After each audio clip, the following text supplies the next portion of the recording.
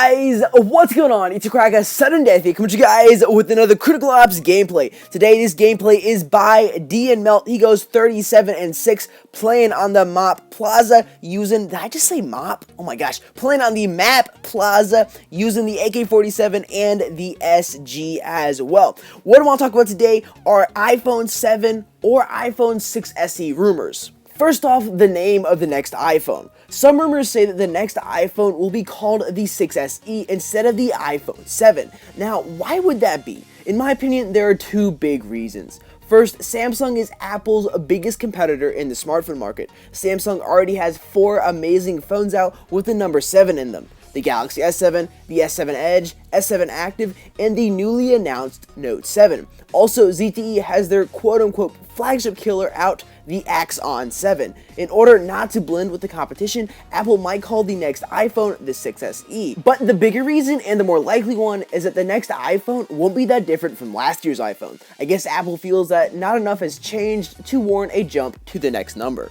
The next iPhone, which is what we'll call it in this video for the sake of simplicity, is going to be very similar to last year's iPhone in terms of design, except there could be some very cool new color options like space blue and space black, which look absolutely amazing, and this could be one of the biggest selling points for the next iPhone. The next iPhone is likely to be waterproof or water resistant. What is the evidence for this? First, Apple may remove the headphone jack, which we'll talk about in more detail later in this video. If this happens, it would give water one less port to get into, but the biggest sign is actually in the beta for iOS 10. Back when iOS 10 Beta 3 was released, one of the new features was that if any moisture was in the lightning port or on the lightning cable itself, a message would appear saying that liquid has been detected in the lightning connector. To protect your iPhone, please disconnect this lightning accessory and allow the connector to dry.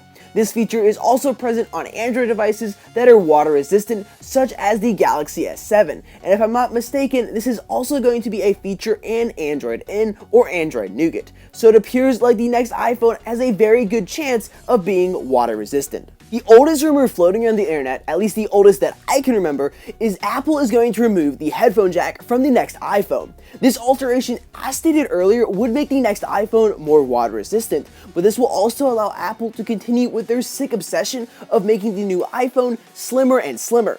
Hey Apple, just give us a bigger battery for crying out loud. I really don't care how thin my phone is. Actually, for that matter, I really don't care how thick my phone is either, as long as it's not as thick as a brick. Other manufacturers have already gotten rid of the headphone jack this year, so Apple wouldn't be the first to do this.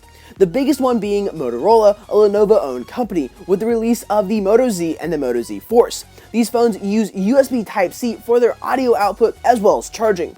Also, these companies have included an accessory in the box to connect your old headphones, which hopefully Apple will do as well and not require us to buy this item separately. Because in typical Apple fashion, if they did that, it would probably be $30 or $40. Also, Apple in the past has included a token pair of earbuds, aka earpods, in the box with each new iPhone. So with that being said, it is very likely we could see some lightning earpods in the box with the next iPhone, which could be very cool. The home button. It's one of the most iconic things about the iPhone, and it hasn't changed much over the years. The biggest change came to it when Apple first introduced the Touch ID back on the iPhone 5S.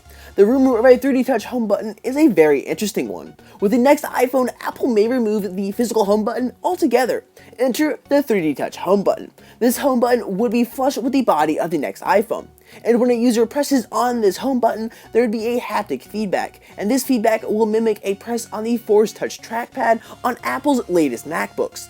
The haptic feedback would give iPhone users the sensation of pressing on a button even though there's no actual button to press. Once again, with the removal of another port, this would make the next iPhone more water resistant. Also, being that it's called a 3D Touch home button, there could also be extra functionality involved with it.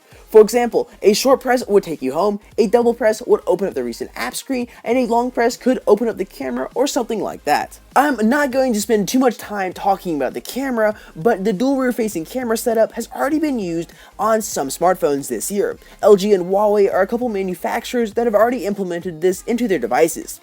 The rumor of a dual-facing camera module has been around for a while. There are many things that a dual camera setup could do for the next iPhone, but the one I've heard and found very interesting is that this camera would take two pictures at the same time and then put them together, and this would help make the image clearer, and this would also help with taking photos at night or in dark situations.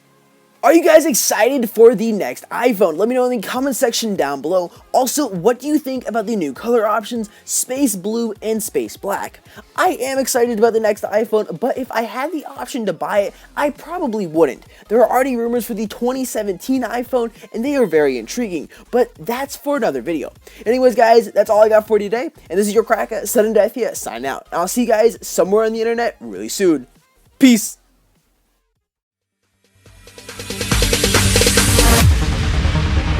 No, there ain't no stopping us. Fly without boarding pass. Couldn't catch me, I be moving fast.